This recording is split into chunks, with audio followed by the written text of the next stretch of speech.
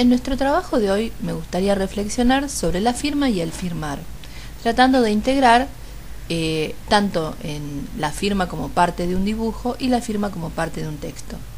A nivel grafológico, la firma siempre lo que nos va a aportar es la identidad, o sea, nos va a hablar no de la personalidad, sino el sentimiento de sí mismo, aspectos relacionados con el yo ideal y el ideal del yo, las motivaciones internas más genuinas, así también como el equilibrio que hay entre la necesidad de realización y el deseo más personal del sujeto en relación a sus posibilidades y logros actuales.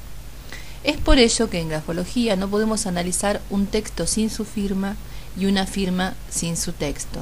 ¿Por qué? Porque el texto nos va a aportar aspectos relacionados con el yo actual, obviamente producto de su historia, sus rasgos de personalidad más destacados tanto en el área intelectual, emocional, volitiva y cognitiva, pero particularmente nos muestra un aspecto de sí mismo, que es lo que su personalidad, cómo se ha desarrollado su personalidad hasta el momento, pero también, digamos, nos da cuenta de lo que la persona puede hacer con sus recursos actuales.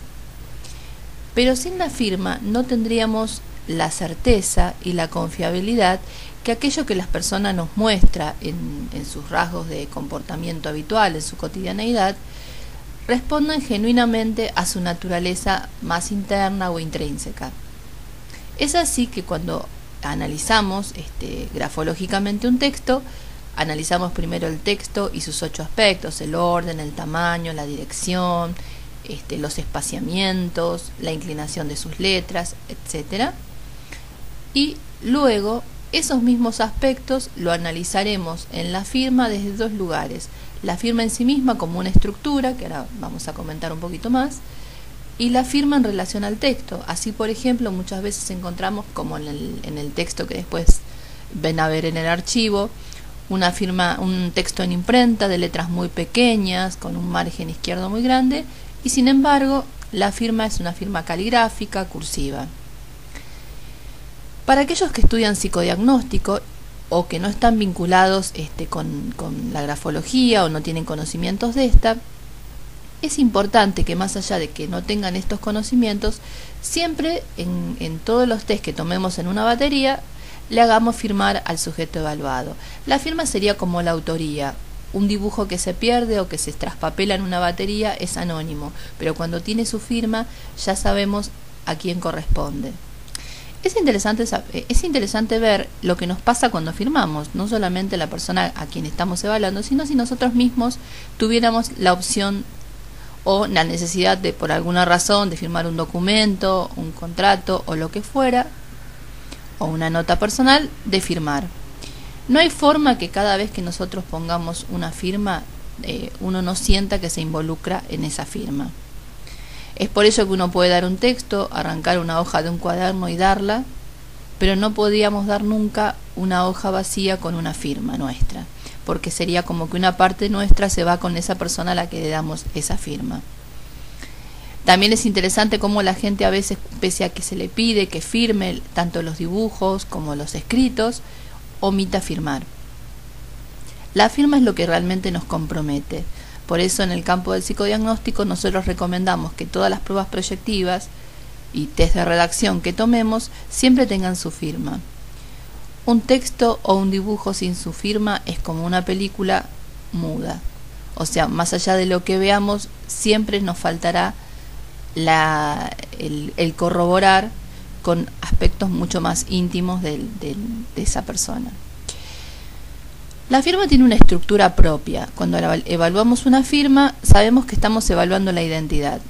Lo que también acá queríamos mostrar es cómo, por ejemplo, cuando la persona firma en el texto, lo hace con un tamaño, y cuando firma en el árbol, en el test del árbol, firma con otro tamaño. Esto suele pasar a veces en una batería. A veces la persona empieza con un tamaño normal o pequeño de firma, pero en algunos test o hacia el final de la batería, después de varias pruebas y de varias firmas, ya la persona cambia el tamaño, ya sea aumentándolo o disminuyéndolo. Hay 2 posibles lecturas de esto. En principio, aumentar el tamaño siempre va a estar relacionado con el peso en el caso de la firma, del sentimiento de sí, de la autopercepción, de las necesidades y ambiciones personales. Así que el tamaño grande demuestra una persona con fuertes ambiciones, que después, bueno, uno analizará si son para el campo espiritual, material, social, etcétera. Por otra parte, lo que vemos es cómo se posiciona la firma, en qué lugar de la hoja se ubica. Normalmente en el caso de los dibujos es al final del dibujo, o sea, en la zona inferior del dibujo. Pero muchas veces vemos que en algunas baterías la persona ubica la firma en cualquier parte. La puede ubicar en el ángulo superior. Hemos visto también firmas puestas detrás de la hoja, ¿sí? Lo cual también tiene toda una lectura. Generalmente es como que si decimos que la firma es lo que la compromete a la persona, lo que da cuenta de su identidad. El firmar detrás de la hoja, cambiar de hoja es cambiar de ambiente. Esto también, de paso, también recordamos que siempre los relatos, más allá de que sean en el campo del psicodiagnóstico, siempre se piden en hoja aparte, siempre tamaño carta, a virome, o sea que no se puede utilizar el mismo lápiz que se utiliza para dibujar. Siempre todo lo que es el relato, por ejemplo, si nosotros tomamos el HTP desde la casa, árbol y persona, lo que le sugerimos siempre es que la persona que le pidamos al evaluado que elija 1, 2 o si quiere los 3 de estos dibujos que dibujó y sobre ellos haga un relato. Ahí tenemos también escrituras en el caso de que tenga conocimiento de escritura, pero además también siempre es importante el aporte que nos puede aportar la forma de argumentar, la redacción, la coherencia y la logicidad del relato. Todo dibujo, por lo menos del HTP 1, debería tener un relato. Bien, volviendo al tema de la firma tiene como una lectura interna y una lectura externa. La interna es intrafirma, que sería ver cómo está formada, si por el nombre y el apellido, por el apellido solamente, si solamente la persona usó sus iniciales. Simplemente con eso uno puede ver muchas cosas relacionadas con la historia de esa persona. También es importante pensar a la firma como una autobiografía, es decir, que a través de la firma uno puede ver el recorrido histórico y los sucesos vitales que atravesó esta persona. Todas las conflictivas edípicas se pueden visualizar allí también, ya que, por ejemplo, en la estructura el nombre vehiculiza aspectos más infantiles, también ligados a la madre de origen, y al yo y su narcisismo.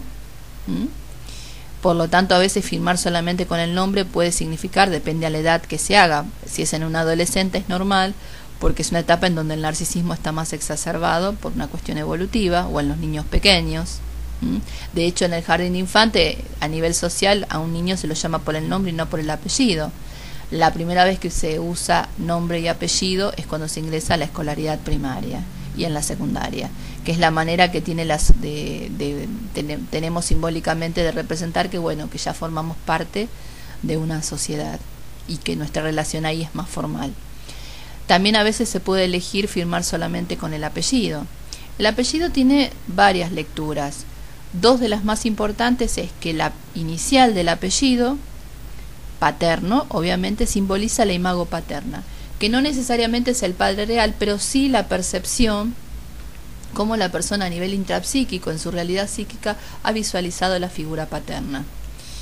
El resto de las palabras vendría también a relacionar, por un lado, la relación de ese padre con la familia, y después, en una segunda instancia, todo el apellido completo representaría el yo social y laboral. Por lo tanto, una firma equilibrada necesitaría de ambos componentes.